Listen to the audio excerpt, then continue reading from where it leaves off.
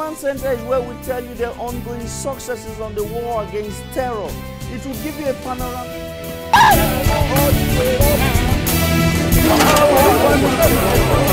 In the face of an ongoing insurgency in the Northeast.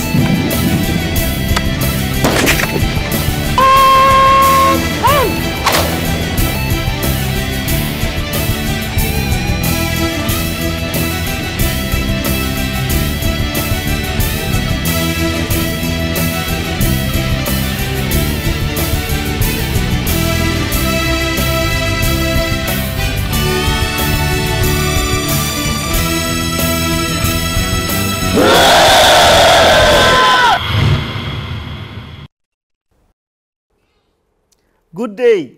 You are welcome to the program Command Center.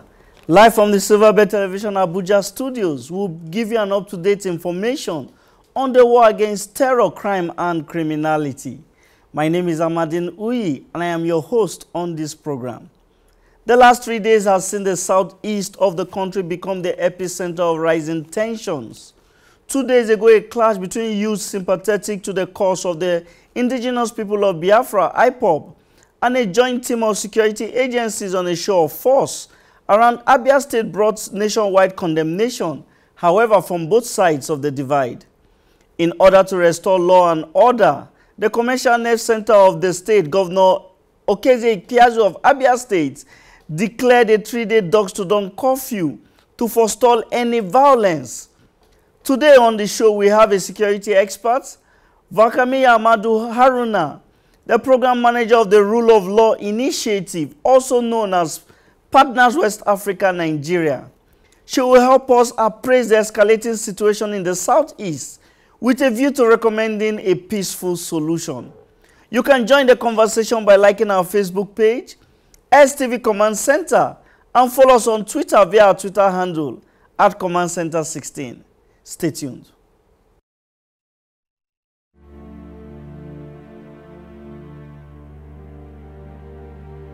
Terrorism is not jihad. It is cruel, wicked, and man's inhumanity to man. Both Islam and Christianity abhor the killings of the weak and defenseless. There can be no development without peace and security. See something, say something. Let's give peace a chance.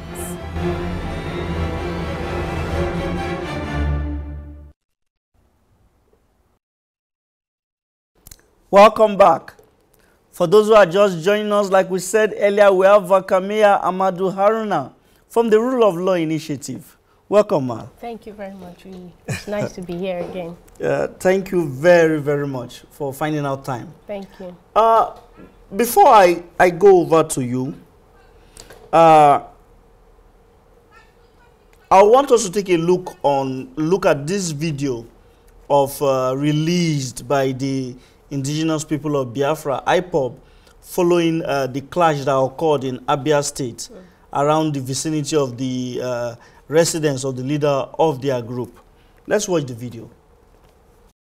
This is happening now live at the home of the leader of the indigenous people of Biafra. As you can see now, the Nigerian army came and lay ambush and started shooting at the home of the leader of the indigenous people of Biafra. This is live. This is security personnel who was shot by the Nigerian army. This is just happening now live. The Nigerian army just laid ambush and started shooting, and as you can see, they shot one person now, and several others injured at the home of the leader of the indigenous people of Biafra. They came with their armored tanks, they came with their security personnel and started shooting, firing live ammunitions. And you can see one of our members was shot now.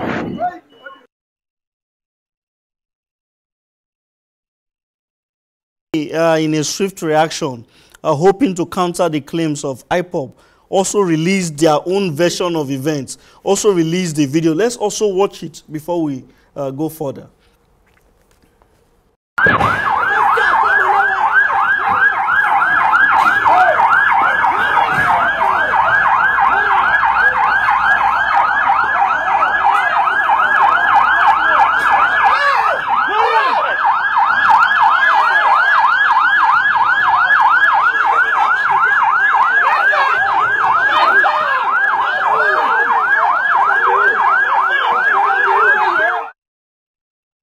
In trying to defend itself, said that from the video we could see that this time it was youths that were attacking the APC of the Joint Security Team, and the army claimed that the version of events from IPOB was totally false, and that they were the ones being attacked when they decided to go on a show of force.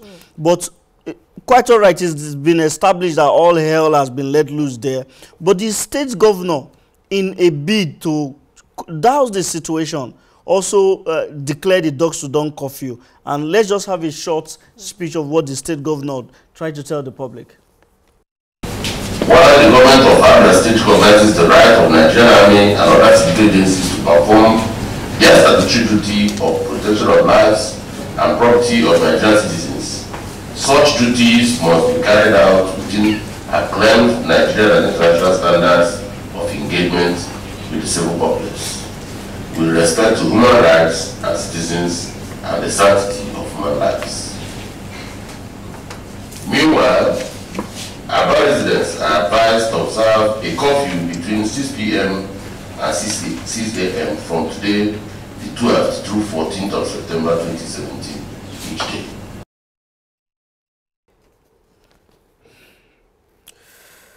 Now to you, Val. You have heard in the last 2 days has just been chaotic. Now, for some who have been watching the events, they say it's the TikToking of a time bomb set to consume us all. Others think that the process has already been initiated and something must be done to end all this. You have worked security circles, worked with these people, monitored security. What do you think? I think it's rather unfortunate, the incidents that are occurring in the southeast, particularly if you look at every other region in the country. They have experienced some form of conflict, and as such, it's unfortunate that the southeast now is being the next phase of security that we're facing, you know. Completely, there are three sides to a story: what has occurred between both sides and what really occurred. And that's the third aspect of it that we're trying to find out.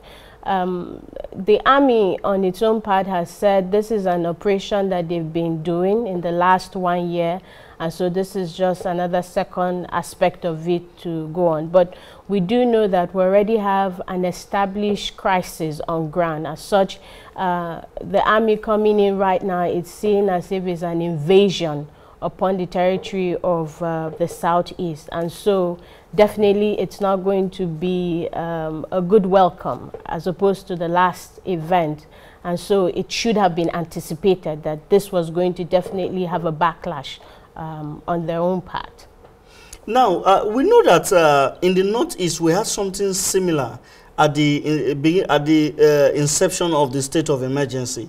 If you will recall, when the federal government said they were going to declare a state of emergency, that Boko Haram had overrun how many local governments, and we had elders who said no, that this campaign is against our people, and that if you come, we'll see it as an occupation.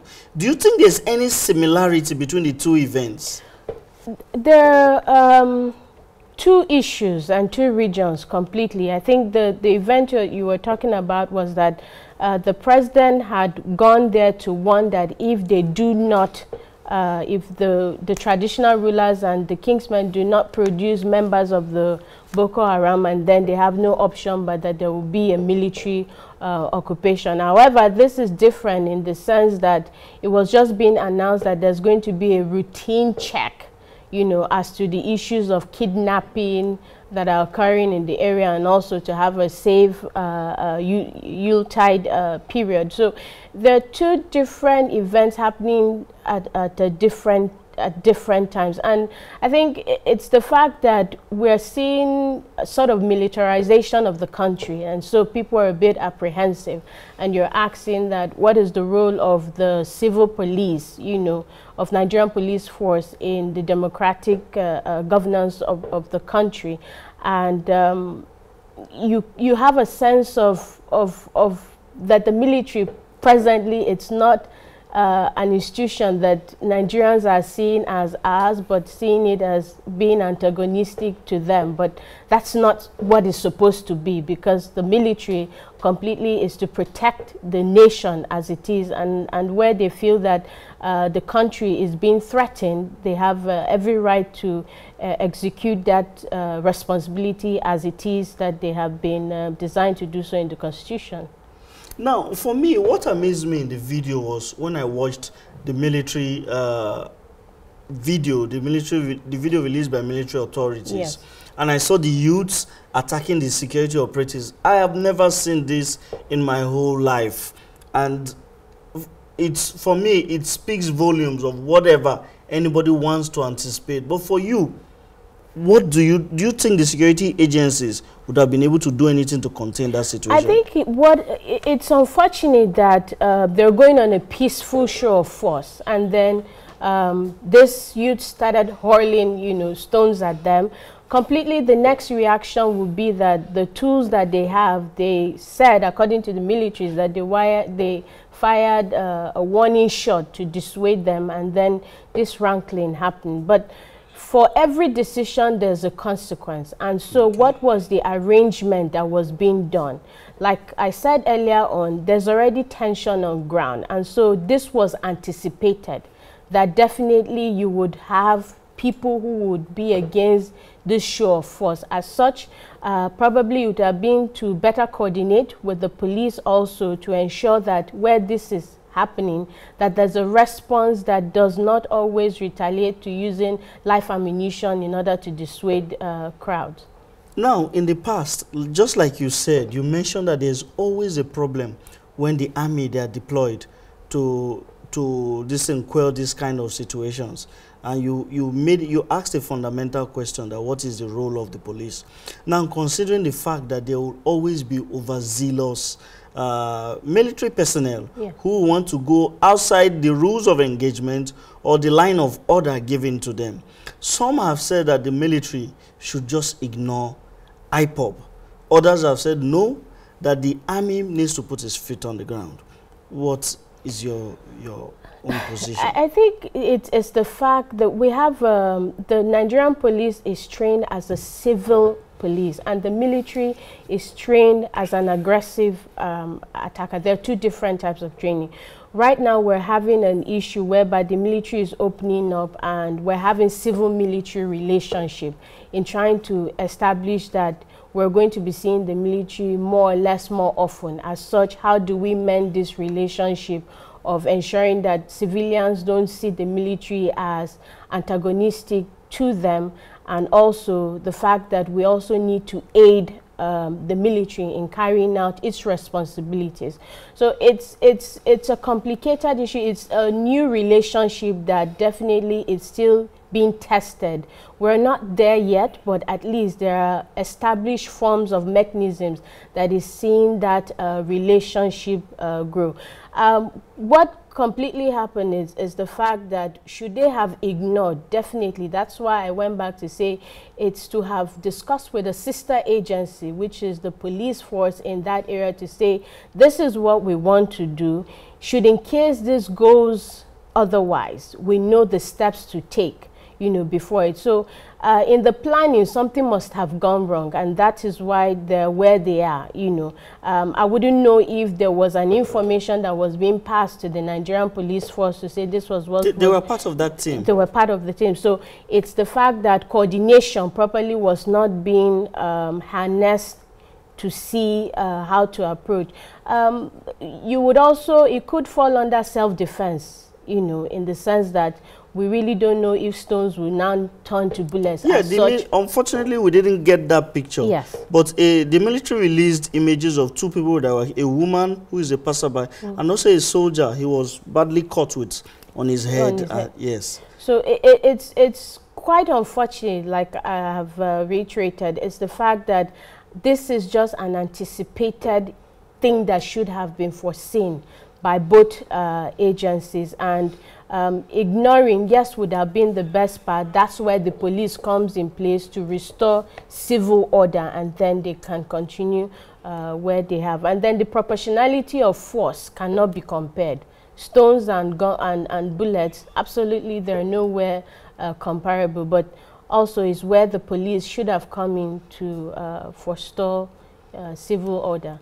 No, but looking at the Nigerian military, especially the Nigerian army, you talked about efforts being made by the army to open all its operations, increase public confidence, and looking at the efforts the army has put in the last 2 years, especially in terms of civil-military relations. Do you think the criticism that the army has received in the last how many days by those who are opposed to these operations are fair? It's any military in the world is completely a closed society, and so change is the most difficult thing that would definitely invade that institution. But however, it's the fact that we must give commendation for having the effort to open up the space to hear and discuss.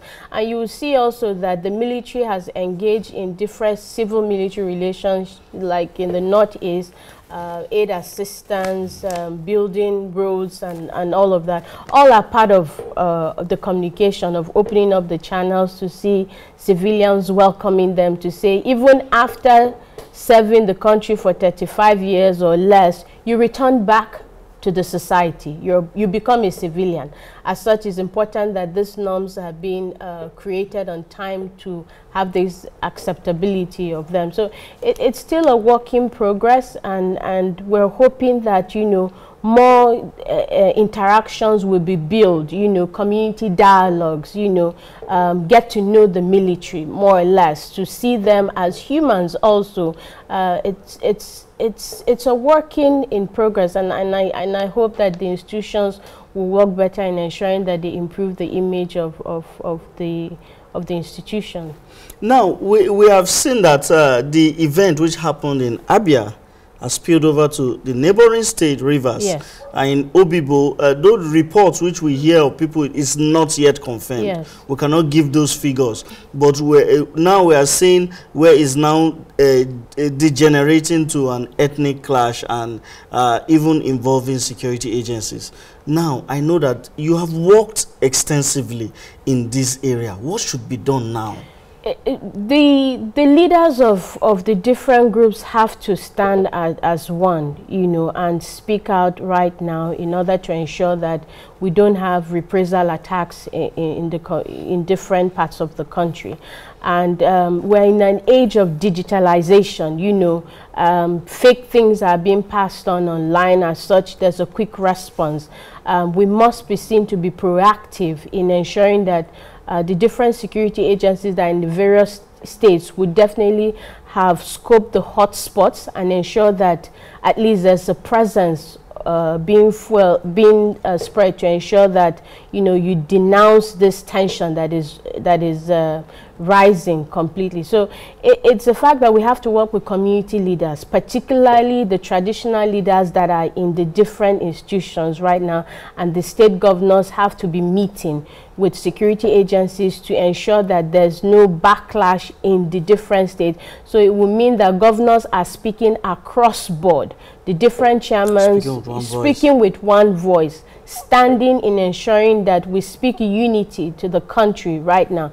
We're in a critical time, as it is Nigeria, that every little thing is being drawn within ethnic or religious lines. We can't afford to have a total breakdown of the country at this point in time. Now, we know that the IPOB issue is a problem.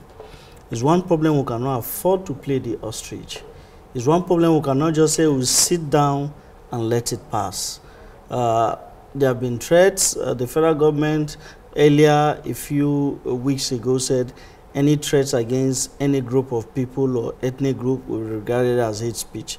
Still, like you said, everybody has an opportunity on social media to spew what he wants to, irrespective of whether it is right or wrong. How do you think government should address this IPOB situation? I think with the way they have gone with the issue of the South-South in having a lot of community dialogues, you could see that the South-South is a bit quiet, you know, with issues of militancy that is happening. I think it's the same approach that needs to really go on. There is no, you can't rule out dialogue. You know, Jojo is better than war. We say that in diplomacy. No matter how long it will take, is that you come at a table to talk, and there are issues that can be bounced off each person, and look at some of the arguments of the IPOB people, you know, the issues of marginalization. Is it marginalization? Is this secession is that you want, depending on what exactly you want, and then we can see how to negotiate better off and see that we remain at peace. So for me, it's the federal government has to be the big brother to come out to really talk, you know, because Nigeria is a big country, and the government is also responsible. No matter, even if it's one vote that has come out from that part of the region, it's still a form of accountability. And so there are many people also who are not part of this group and would want a sense of belonging, to see that the government is out there to protect them. So there has to be a lot of dialogue, whether it being seen on the national level, on the state level. There has to be a lot of talking going on. Thank you very much. Thank you. It's always a pleasure to have you. Thank you. This is the much we can take on today's episode. Valkamiya Amadu Haruna, a security expert with the Rule of Law Initiative, also known as Partners Africa Nigeria. It's been a delight having her on the show. You can send us your questions and comments via our Facebook page, STV Command Center, and also like our Twitter handle at Command Center 16.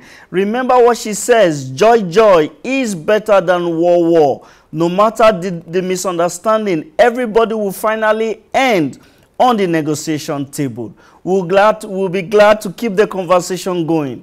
I remain your amiable host, Amadine Uyi. Do have a wonderful week.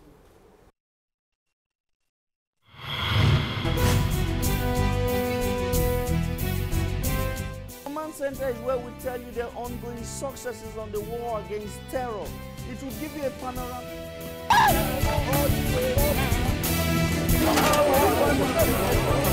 In the face of an ongoing insurgency in the northeast.